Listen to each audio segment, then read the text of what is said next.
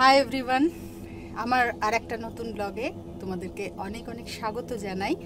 আর আজকে সারাটা দিন তোমাদের খুব ভালো কাটুক এই কামনা নিয়ে আজকের নতুন ব্লগটা শুরু করছি। আর আমি যথারীতি সকালবেলা বাগানেই চলে এসেছি, গাছে জলগুলো দিয়ে নিলাম। আর এই দেখো অ্যাডিনিয়ামের বীজগুলো রেডি হয়ে গেছে, ওই জন্য কিছুটা ওটা তুলে নিলাম। ছাদের থেকে নেমে এসে দেখি আমার যে হেল্পার দিদি আছেন উনি এসে গেছেন কাজ করতে। তাও প্রত্যেক দিনই কী করেন, কোকোর সঙ্গে বেশ খানিকক্ষণ খেলা করে একটু ফ্যানের হাওয়া খেয়ে তারপরে কাজে লাগে। এটা দিদির রোজকার রুটিন। আর কোকোও চাই দিদির সঙ্গে একটু খেলা করতে আর কি, এখন সেটাই চলছে। দেখছো দেখছি তুমি কি করছে, দেখো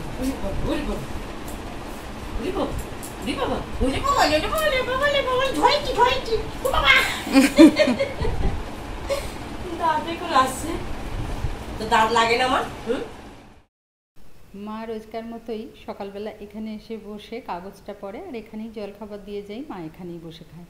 আর কাগজ একেবারে নিবিষ্ট মনে কাগজ পড়ে, মায়ের 2 থেকে আড়াই ঘন্টা সময় লেগে যায় খুঁটিয়ে খুঁটিয়ে কাগজ পড়তে। ভালো লাগে বারান্দা দেখতে দেখতে। আর এখানেই আমি ওষুধটা ওই জন্য দিয়ে যাই। কাগজ পড়া হয়ে গেলে আস্তে আস্তে মা তারপরে ঘরে স্নান করে একবারে ঘরে নিয়ে যাই আর কি। এইটুকু, এটা একটা অন্যরকম অনুভূতি। এই যে বাচ্চাদের মতো করতে পারছি, এটাই আমার মনের দিক থেকে অনেকটা তৃপ্তি। যারা এর স্বাদ না পেয়েছো তারা হয়তো বুঝবে না, কিন্তু এর আনন্দ অনেক কিছুর থেকে ঊর্ধ্বে, অনেক কিছুর থেকে। বিরাট একটা কাজের এনার্জি পেয়ে যাই আমি এইসব করে। সত্যি বলতে কি, নিজের শরীর যতই খারাপ হোক না কেন, এইগুলোতে অনেকটা তৃপ্তি হয়। মায়ের দিকের কাজ সেরে আমি নিজে জলখাবার খেয়ে, আর তোমাদের দাদা বা মানেই ওদের তো খাওয়া হয়েই গেছে অনেক আগে, তো আমিও নিজে খেয়ে ওষুধ খেয়ে এবার রান্নার দিকে লেগে পড়েছি। অনেকক্ষণই রান্না করতে এসে গেছি, ও প্রায় হয়েই এসেছে। তো আমি আজকে একটুখানি বাপ বেটির জন্য করছি, হালকা করে একটু চিকেন করছি, আর অল্প একটু চিংড়ি মাছ ছিল ওটাও করে নিচ্ছি। চিংড়ি মাছটা না ওই পেঁয়াজ দিয়ে, পেঁয়াজটা ভেজে, চিংড়ি মাছটা ভেজে এবার অল্প একটু টমেটো পেস্ট করে, কারণ সত্যি বলতে কি সস দিলে বেশি ভালো খেতে হয়, করিও এক একদিন, কিন্তু আজকে করিনি। আজকে টমেটোটা পেস্ট করে করেছি। আর এদিকে নিরামিষের দিকে করেছি পোস্ত আর ডাল। এটা কমপ্লিট হয়েছে। এরপর সব সেরে সন্ধ্যেবেলা ভাবলাম একটু হারমোনিয়ামটা নিয়ে বসি। ও বাবা, আমার পুত্তুর তো সে অনেকক্ষণ আমায় দেখতে পায়নি, সে কি আর একা থাকে, চলে এলেন আমার সঙ্গ দিতে। তাকে একটু আদর টাদর করলাম, একটু আদর টাদর খেয়ে বুঝতে পারলো যে এবার হয়ে গেছে, এবার চললো সে দিদিভাইয়ের সাথে। ও মা, খানিক বাদে ঘরে এসে দেখি ও আর দিদিভাই খেলা করছে। অবস্থা দেখো। আসলে না, ও যা যা করে মানাই ওকে না তাই তাই নকল করে, আর যেই নকল করে অমনি ও রেগে যায়। এটা আমাদের দেখে দেখে অভ্যস্ত হয়ে গেছি। মানাইকে বারণ করলেও শুনবে না, আর ও দেখি নকল করলেই ও রেগে যায়। দেখো, ও কুমিরের মতো হয়ে আছে, ও কুমিরের মতো হয়ে আছে। তবে জানো তো একটা কি, এই যে কোকোর এই সব দুষ্টুমিগুলো বা এইটা দেখে এই যে ছেলে মানুষিগুলো, ওর সঙ্গে আমরা অনেক ছেলে মানুষই করি সবাই, শুধু মানাই নয়, আমি, মানাই, তোমাদের দাদা, এমনকি মা, আমরা 4জনই না খুব মানসিকভাবে ভীষণভাবে একটা সবসময় একটা এনজয়মেন্টের মধ্যে থাকি, হয়তো খানিকটা কোকোকে নিয়ে, দুঃখ কষ্টের মধ্যেও। যাই হোক, সারাদিন শেষে রাত্রে মা ঘুমিয়ে পড়েছে, আর এসিটা চালিয়ে দিয়েছিলাম। আর এসে খানিক বাদে এসে দেখি ঝরঝর করে জল পড়ছে। দেখো অবস্থা, কী করি, এসি ছাড়াও তো চলবে না।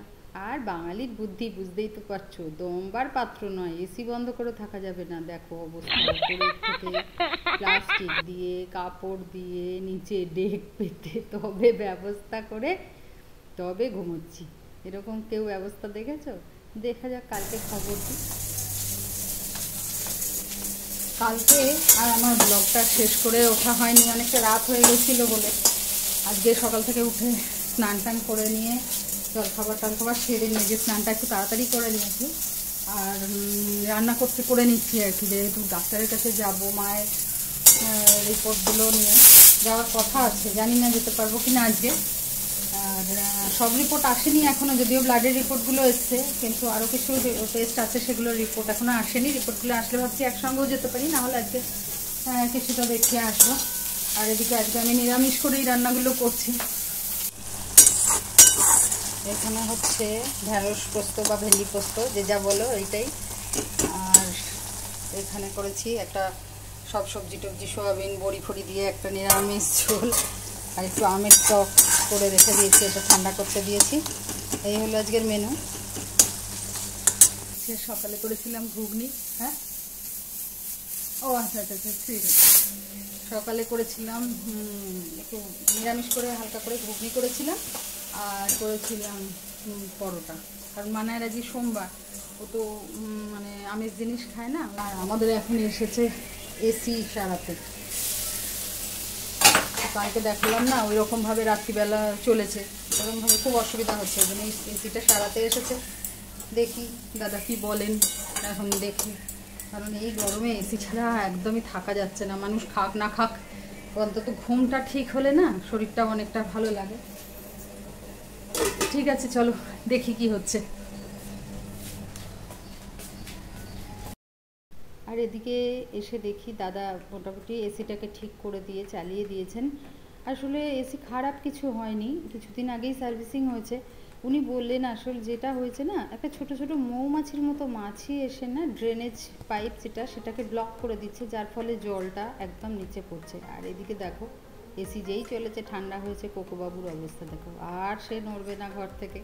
এখন তাকে তুলে স্নান করানোই মুশকিল। ওই ঠিক আছে, চলো বাকি কাজগুলো এবার সেরে নিই। আজকের মতো ব্লগটা এখানেই শেষ করছি।